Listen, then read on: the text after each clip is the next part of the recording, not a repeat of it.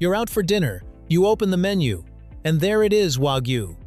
Not beef, not steak, Wagyu. The price jumps, the description gets poetic, and suddenly you're not ordering food anymore, you're buying a promise.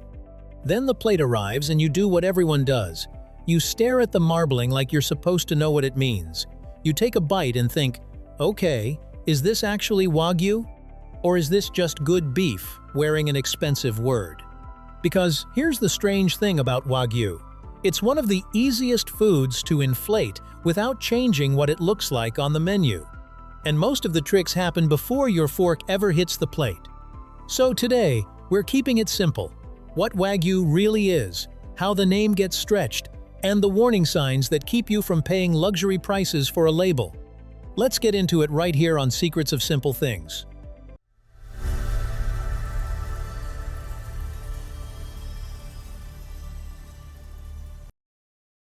What Wagyu actually is. Let's start with the definition, because Wagyu has become one of those words that people use like a flavor. Wagyu literally means Japanese cattle. It's not a cooking style. It's not a sauce.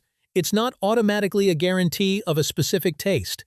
At its strictest, it refers to specific Japanese cattle breeds raised under tightly controlled systems where genetics, feed, and grading standards matter a lot.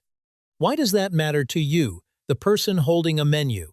Because the thing people associate with Wagyu, the signature tenderness, the sweet richness, that lace-like marbling, comes from a combination of genetics and handling.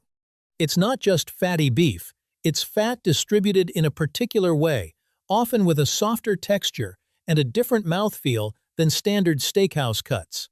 And then there's Kobe, which people throw around like it's a synonym for Wagyu. Kobe is a specific category tied to a particular region and set of standards. Think of it like champagne. All champagne is sparkling wine, but not all sparkling wine is champagne. Kobe sits inside Wagyu as a famously strict subset. The key takeaway: Wagyu is a real thing with a real definition. But outside the strictest contexts, the word gets used in ways that are flexible. A short history of the name and how it became a brand. Wagyu didn't become global because it was loud. It became global because it was rare. For a long time, Japanese beef culture developed inside Japan, and export was limited. As the rest of the world started chasing premium food experiences, especially in the internet era, Wagyu became a kind of shorthand, a single word that suggested expensive, special, worth it. That's when Wagyu stopped being only a definition and became a brand. And once a word becomes a brand, it starts doing work. It sells the dish before you taste it. It upgrades the story. It signals status. Sometimes it even makes people feel healthier, as strange as that sounds, because premium feels better. Which is exactly why the word becomes tempting to stretch, not necessarily with a villain twirling a mustache. Often with something more ordinary, menu language, loose standards, and a consumer who doesn't have a clear mental checklist. Why Wagyu became a target. Wagyu is a perfect candidate for food fraud for the same reason olive oil is. Most people can't verify it with their senses alone. Yes, you can look at marbling, but a well-fed, high-quality non-Wagyu steak can also look impressive. Yes, you can taste tenderness, but there are many ways to make beef tender. The bigger issue is supply and demand. Authentic, strictly defined Wagyu, especially specific categories, like Kobe, is limited. Restaurants know that. Customers know it too, even if they don't know the details. The word carries value because it implies scarcity. And when a word carries value, three things happen. 1. The word spreads faster than the definition. 2. The definition gets fuzzy. 3. The almost Wagyu products multiply. So when we say Wagyu isn't always Wagyu, it doesn't always mean the meat is fake. Sometimes it means the meaning has drifted so far that you're buying something different than what the word suggests in your head. How Wagyu gets faked or inflated. There are a few common patterns. Think of these less as crimes and more as the usual ways language gets used to make food sound more expensive. 1. The blending problem. Ground beef is the easiest place to hide a story. When you see Wagyu burger, it might mean a burger made with some Wagyu in the blend. It might mean a burger from Wagyu cross cattle. It might mean a burger that's mostly regular beef with a Wagyu percentage that's technically present but not what you're imagining. And here's the blunt truth. Burgers are where details go to disappear. Once something is ground, it becomes harder to verify visually. That doesn't mean every Wagyu burger is a scam. It means a Wagyu burger is the most convenient place for the word to do more work than the meat. 2. Kobe used like a vibe. This is one of the oldest tricks in premium food. Borrow a famous name and let it float. Kobe style. Kobe inspired. Kobe burger. Sometimes you'll even see Kobe used without any context, as if it's just another adjective like smoky or crispy. Real Kobe is specific. So when a menu uses the word loosely, the menu is basically telling you the truth in a sideways way. You're paying for the association, not the certification. 3. The menu is not a label. In a grocery store, there are labeling rules. In a restaurant, menus are creative writing. Restaurants can describe a dish in ways that are hard for you to challenge in the moment. Even an honest restaurant might use Wagyu in a broad sense because that's what suppliers call it, or because customers recognize the word. So the inflation can happen without anyone in the room thinking they're doing something wrong. The supplier sells Wagyu. The restaurant prints Wagyu. The customer imagines Japanese a 5 luxury. And nobody stops to define the gap. That gap is where confusion lives. When it becomes dangerous, and when it's just expensive. Wagyu fraud is usually not about poisoning you, it's usually about money and trust. But there are 2 reasons it still matters. First, the obvious one. You can spend real money on a meal that you chose specifically because of what the word Wagyu means to you. If the word is doing the selling and the meat doesn't match the expectation, you're not just disappointed, you've been priced into a story that didn't arrive. Second, transparency matters, because beef is one of those foods where people make decisions for personal reasons, diet, religion, sourcing ethics, even medical needs. If the origin and category are vague, you lose the ability to choose with confidence. So no, you don't need to fear Wagyu.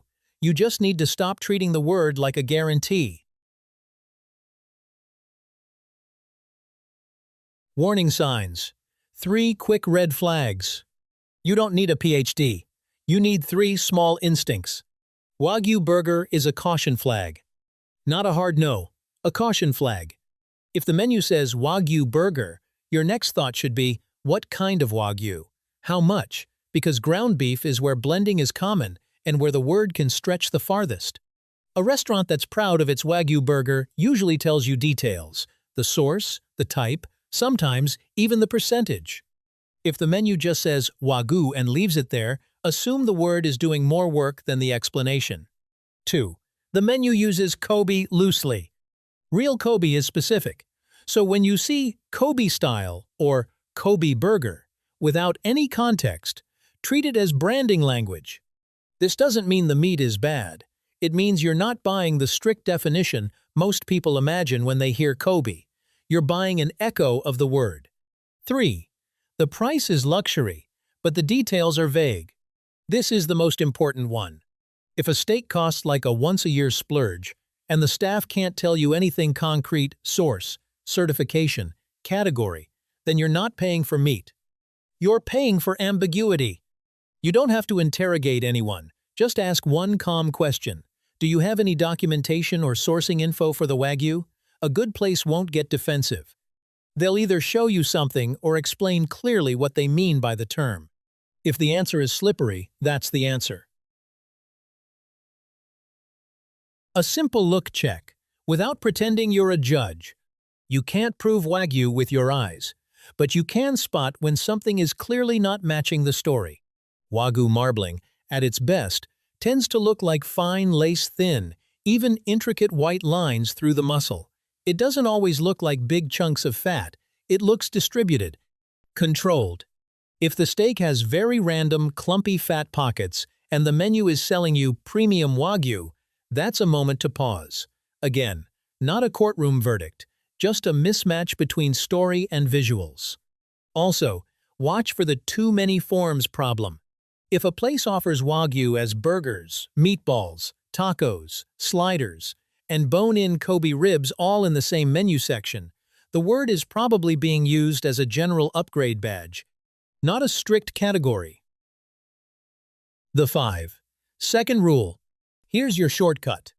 In 5 seconds, treat Wagyu burgers as blended until proven otherwise, treat loose Kobe language as branding, and if the price is luxury, ask for one simple piece of sourcing proof. If they can't explain what they mean by Wagyu, don't pay Wagyu money. That's it. You're not being difficult. You're being an adult with a wallet. Quick check. Have you ever ordered Wagyu before? Comment 3 words only. Burger or steak, plus the price you remember. I'm genuinely curious how often the word shows up in normal life now, because it's everywhere. The name can be the trick. Wagyu is a perfect example of how modern food fraud doesn't always happen in a factory. Sometimes it happens in language. A menu can sell you a feeling with one word, and when that word is expensive, it creates a gap between what you imagine and what you're actually paying for. That gap is where the markups live. So don't feel anxious when you go out to eat. Just don't hand your judgment over to a label or a menu description. Ask one calm question. Look for one clear detail. Pay for what you can verify, not what you hope a word implies. And now I want to hear from you. What food should we put under the microscope next? Drop one item in the comments, something you've always suspected might not be what it claims. I'm keeping a list, and we'll turn the most requested ones into the next episodes.